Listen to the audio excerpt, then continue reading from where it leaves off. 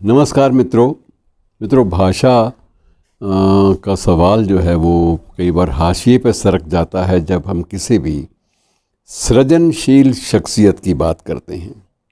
आज जिस उर्दू शायर की मैं बात कर रहा हूँ, आपसे कुछ जानकारियाँ बांट रहा हूँ, वो शख्स 84 साल हमारे बीच में रहा, लेकिन जाने तक उस शख्स ने आखिरी दिन तक, आप ये कह सकते हैं कि आखिरी सांस तक, उसने न केवल आपका ये जो सिलसिला है ना इसको नियमित रूप से छोड़ा, और ना ही ऐसे सिलसिलों पर नियमित रूप से टिप्पणी करने से परहेज़ किया।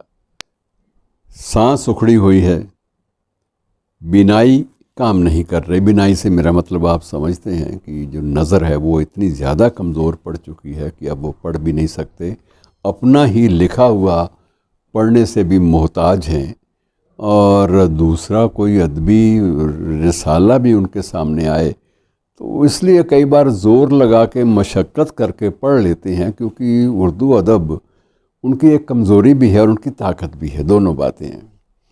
चलिए मैं इस शख्स के बारे में आपको विस्तार से थोड़ा सा परिचय दे दूं। ये शख्स हैं डॉक्टर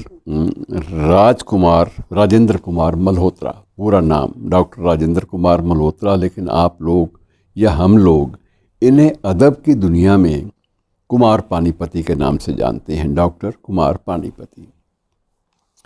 मैं जब इनसे पहली बार मिला तो मुझे लगा कि ये व्यक्ति तो बहुत सनकी है, इससे अदब के मामले में ज़्यादा किसी बहस में उलझना, बहस मुबासे में पड़ना यह मुमकिन ही नहीं है। उसके दो वजह हैं कि एक तो ये आदमी अपनी मान्यताओं के प्रति, अपनी जो स्पष्ट उसके जहन में चीज़ें हो चुकी हैं उनके बारे में पूरी मजबूती के साथ खड़ा होता है जब भी खड़ा होता है।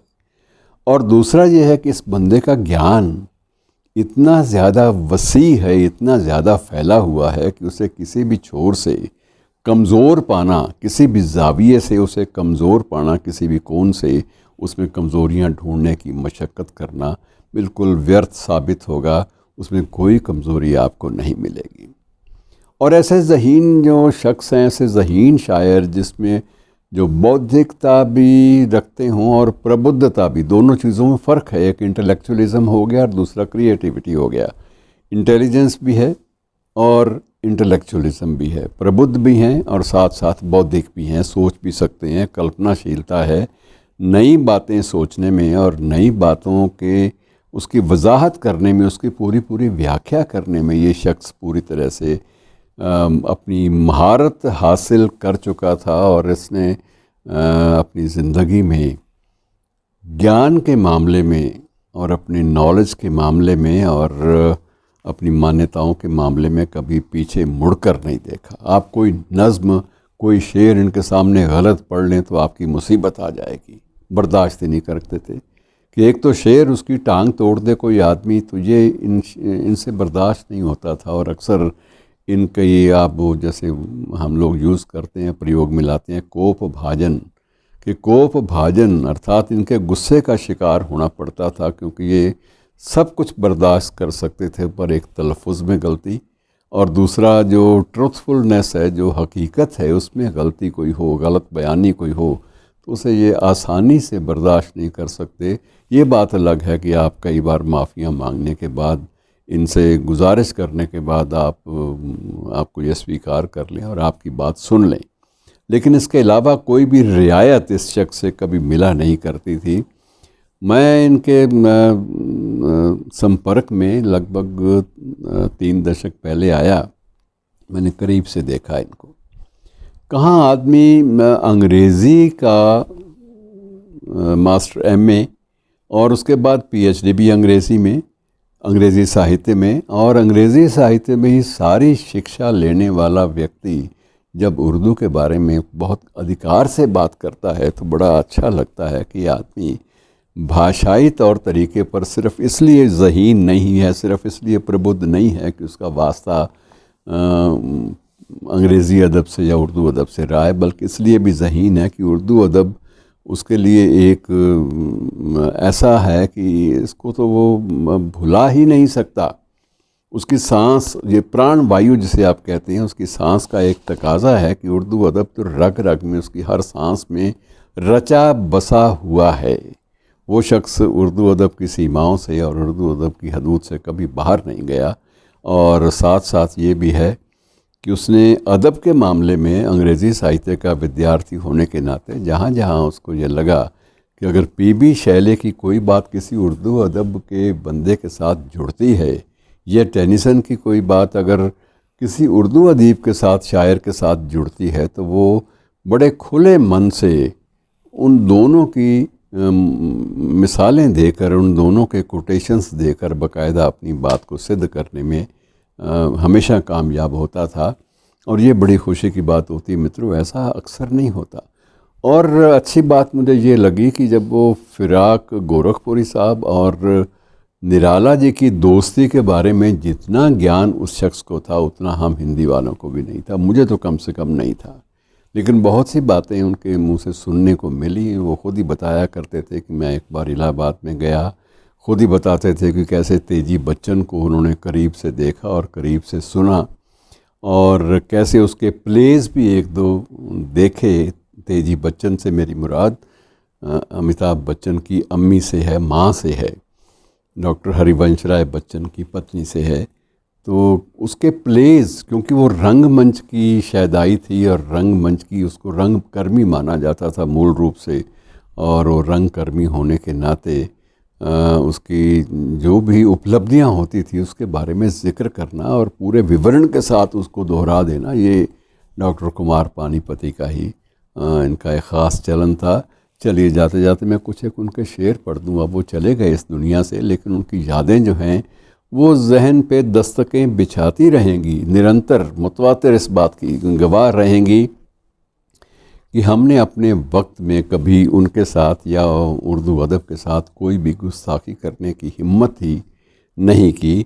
तो मैं थोड़ा सा उनके कुछ एक नज़में जो हैं, या नज़मों के कुछ जो चुनिंदा जो शेर हैं वो आपसे बांट लेता हूँ। आप एक शेर सुन लीजिए कि कुछ भी करने को जी नहीं करता, कुछ भी करने को जी नहीं करता, फिर भी मरने को जी नहीं करता।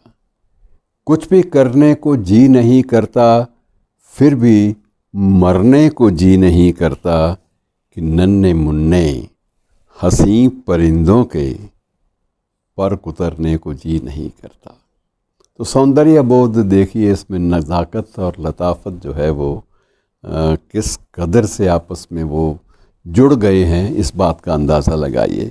और लेकिन शायरी के बारे में उनका जो नज़रिया था वो बड़ा खूबसूरत हुआ करता था कि शेर कहना जुर्म ना सही लेकिन बेवजह, शेर कहना जुर्म ना सही लेकिन बेवजह, शेर कहते रहना ऐसी कोई दानिशमंदी भी नहीं।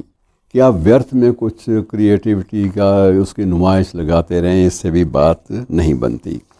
और इनकी एक नज़्म जो इनके आखिरी दिनों से मेरी मुराद आखिरी 5-6 सालों के दौरान बड़ी लोकप्रिय और बड़ी मकबूल रही, मैं उसके कुछ एक अंश पढ़ देता हूँ। कौम के नाम पर, कौम के नाम पर कौम के रहबरो, आज इंसान बनने का वादा करो।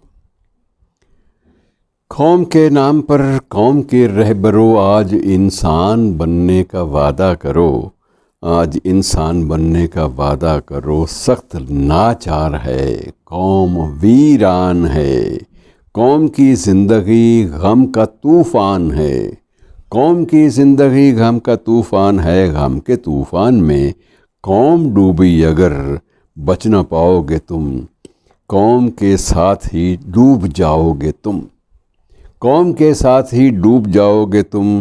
कौम ज़िंदा है तुम भी ज़िंदा रहो, कौम ज़िंदा है तो तुम भी ज़िंदा रहो, कौम के रहबरो, आज इंसान बनने का वादा करो।